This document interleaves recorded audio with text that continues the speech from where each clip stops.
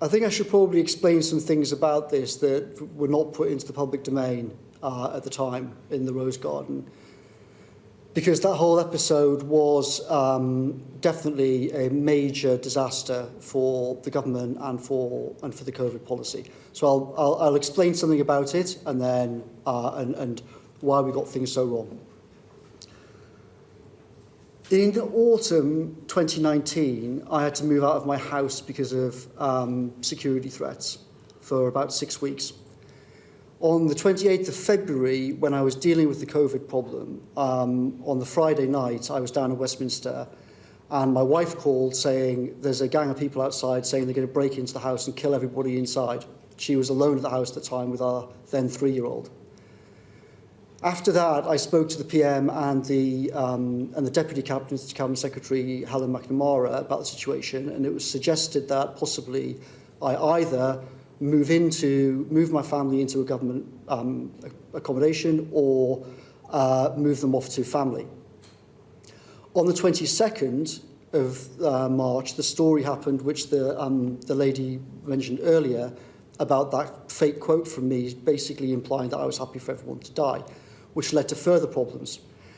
After that weekend, I then said to my wife, right, we've been discussing it for a month. We've got to get out of here on Friday. So before the whole thing happened with the Prime Minister being sick, my wife calling up on the Friday and everything else, it had already been decided that I was going to move my family out of London, regardless of the COVID rules. That was discussed with people in the Cabinet Office and with the private office. Now, what happened is, because of this, we kept the whole thing very quiet. Almost nobody in Number 10 knew about it for obvious reasons, because I didn't want the same problems to pop up at my parents' house up in Durham. When the story then came out, the Prime Minister and I agreed, when the first story came out about me, much of the story was completely wrong. It suggested that the police had spoken to me about my behaviour because of the lockdown rules and whatnot, which was completely false. The police had only spoken to me about security issues, but the media presented it as if I'd been talked to by the police for breaking lockdown rules. The whole story was crazy. The Prime Minister and I agreed that because of the security things, we would basically just stonewall the story and not say anything about it.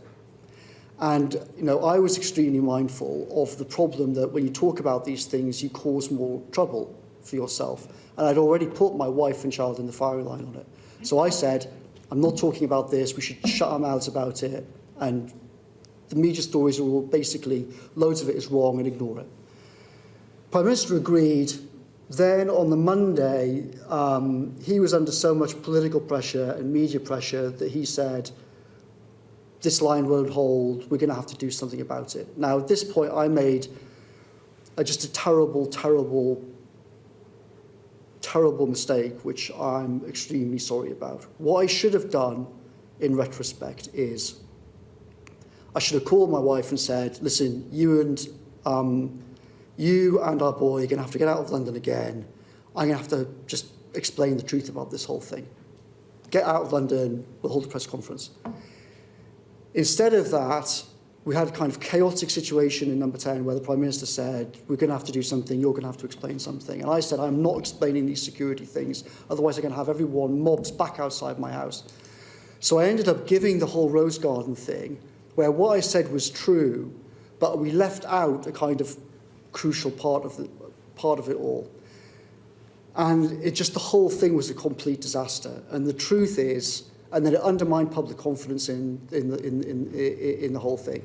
The truth is, if I just, when the Prime Minister said on the Monday, we can't hold this line, we're going to have to explain things, if I just basically sent my family back out of London and said, here's the truth to the public, I think people would have understood the situation, and it was a terrible misjudgment not to do that. So I take, you know, the Prime Minister got that wrong, I got that wrong. We both made a terrible horlicks of it in a very odd circumstance on the Monday. So that hopefully explains that situation and makes clear that I know that my misjudgment on it caused huge trouble. And I deeply apologise for it.